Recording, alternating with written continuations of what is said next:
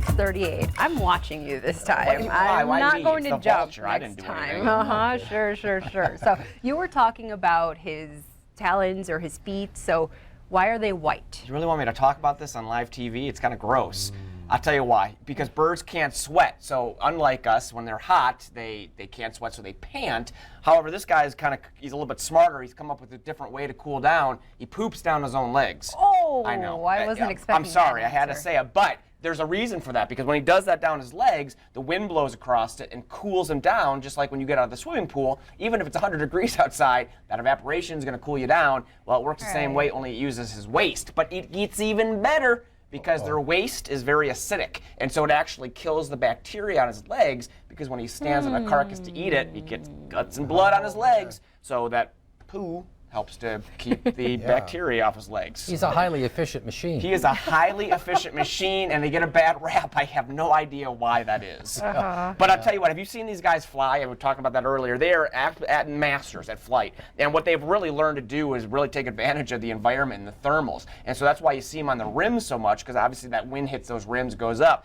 That's just a perfect place to hit a thermal. And so these guys can fly up from South America, rarely using energy because they're riding thermals all the way and literally soaring their way all the way up to Billings. So pretty cool, and very efficient flyers. They're going to have that V shape when you see them fly. They have that V shape to their wings, and they kind of tilt a little bit, and so that's how you can tell it's a turkey vulture. So is there certain parts of Montana they're found more in? No, not really. You know, they're coming farther north as time moves on, and even in Billings you see them a lot more than you used to, and that's just because it's a little bit warmer as years go on, and so they move a little bit farther up. And so no, it seems like Makoshika, there are quite a few over there. They have the Buzzard Festival over there, the Raptor Festival. And speaking of buzzard, everyone calls these guys buzzards. That's actually not a real term. The term buzzard actually means hawk. It just came over from Europe, and it got twisted around. So when we think of buzzard, we do think of the vulture, although it technically is a hawk.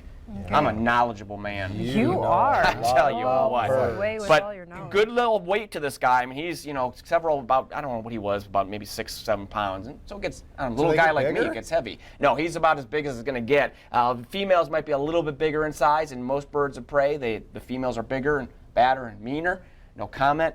The other cool thing is that these guys have no power in their feet. All their power is in that beak right there. He keeps looking at me too. Yeah, got to be able to tear nasty meat, so have a strong beak, exactly.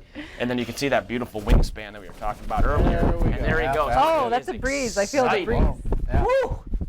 Good-looking bird. Man. How big is that wingspan? About 6 feet on this guy. Wow. And so that's, pretty good size. Yeah. About the size of an eagle, a little bit smaller than an eagle.